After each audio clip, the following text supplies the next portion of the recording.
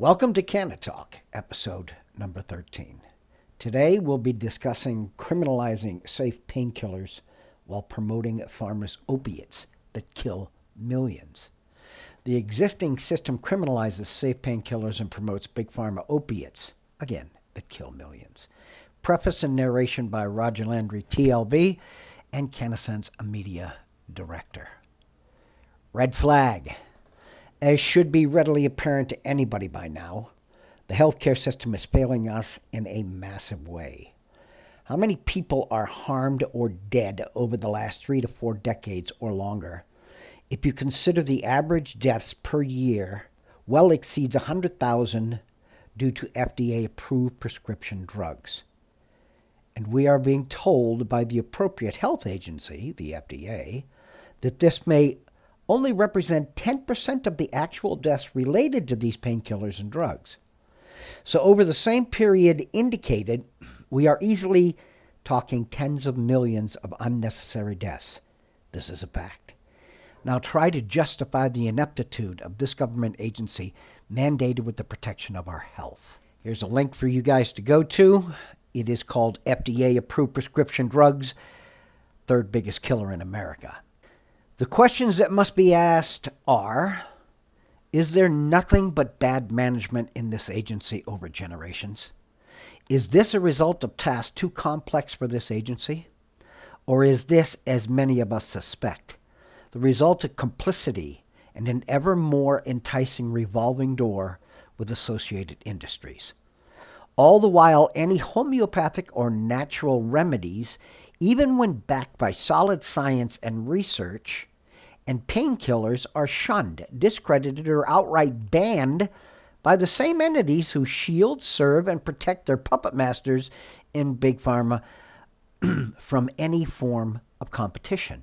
And yes, I'm talking about medical marijuana or cannabis.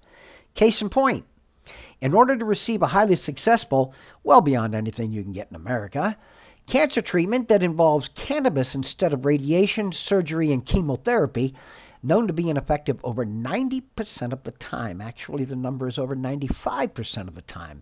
And to cause massive harm to the body, one literally has to leave the country. So, in essence, we must flee the country of our birth to live. How freaking barbaric can you possibly get? Here's another link for you guys to consider. Cancer, fascism, and Big Pharma, the American nightmare.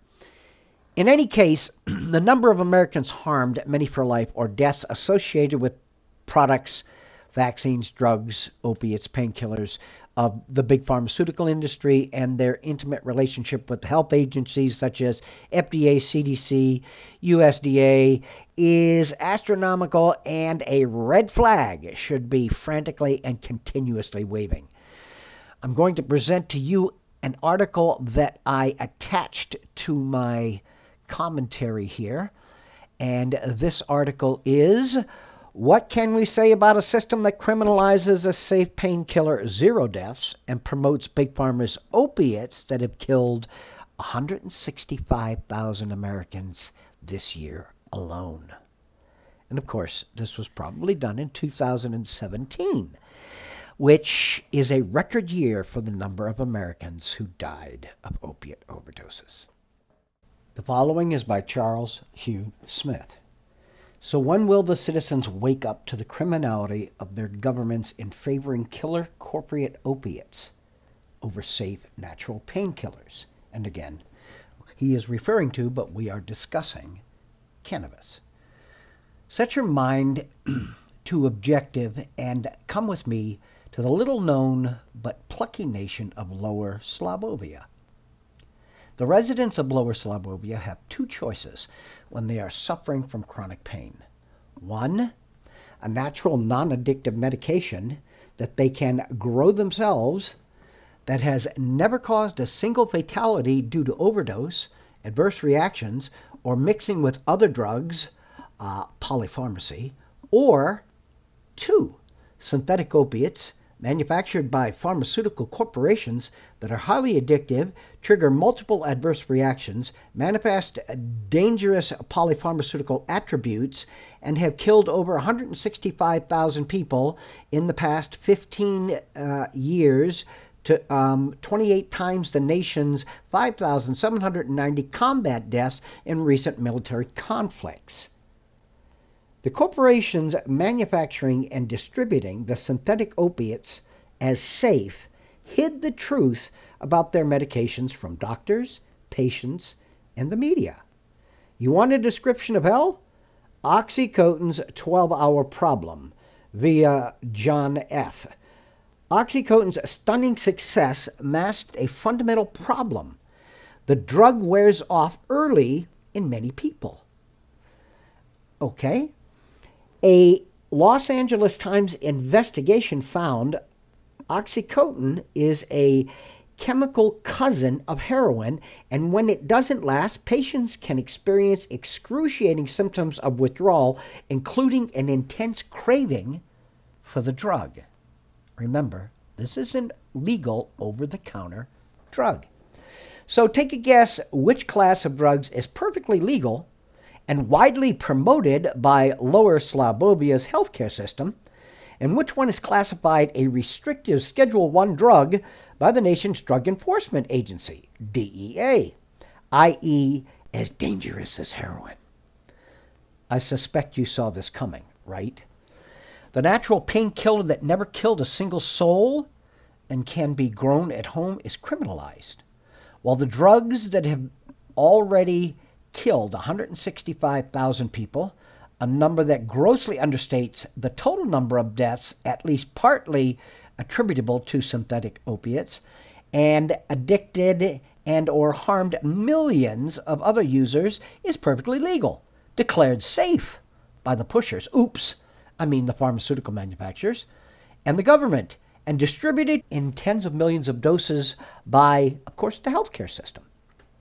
Lower Slavovia's DEA, the corporate manufacturers of the killer opiates, and its healthcare system that lavishly distributes millions of the killer pills, should be immediately escorted to Devil's Island and left to rot, right? And the insane laws reversed.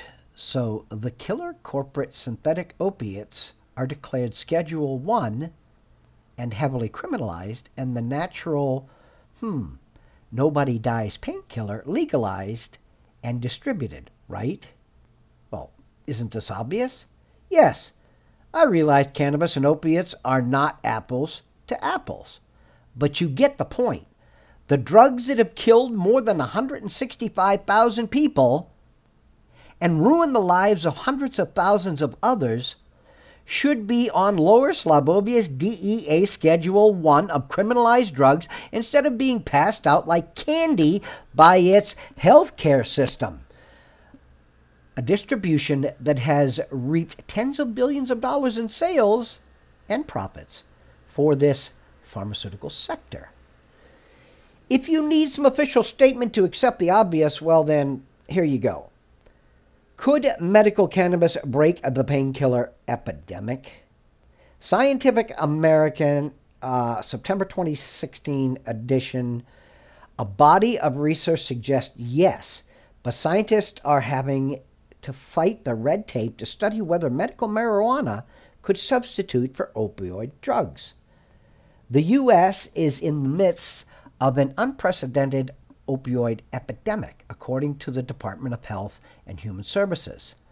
Prescription opioid overdoses killed more than 165,000 Americans, and the health and social cost of abusing such drugs is estimated to be as much as $55 billion per year. The problem has led experts to scramble for a less dangerous alternative for pain relief, and some research points to, of course, medical cannabis. Published in 2014, the study revealed an intriguing trend.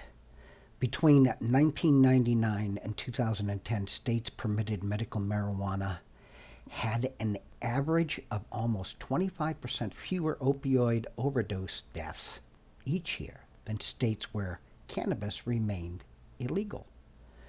So when will the citizens of Lower Slobovia wake up to the criminality of their government in favoring killer corporate opiates over safe natural painkillers?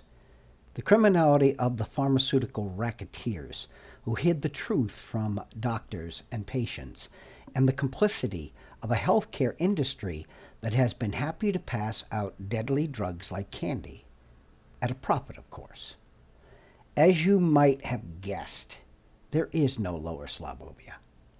This is only the USA, a nation in the midst of an unprecedented opioid epidemic, a nation blind to the lethality of its Destruction Enforcement Agency, DEA, its corporate pushers, and its government-funded and enforced healthcare system. I'd like to end this with a little bit of disclosure from the author Charles H. Smith. He states, "I am not a user of either recreational or medical cannabis or any corporate opiate. I just think it's time we finally confront the terrible, needless cost in human lives and suffering from our nation's insane, benighted drug laws, our needlessly costly, destructive, but oh so profitable healthcare system." Thank you, and we'll talk to you again on the next episode of CannaTalk.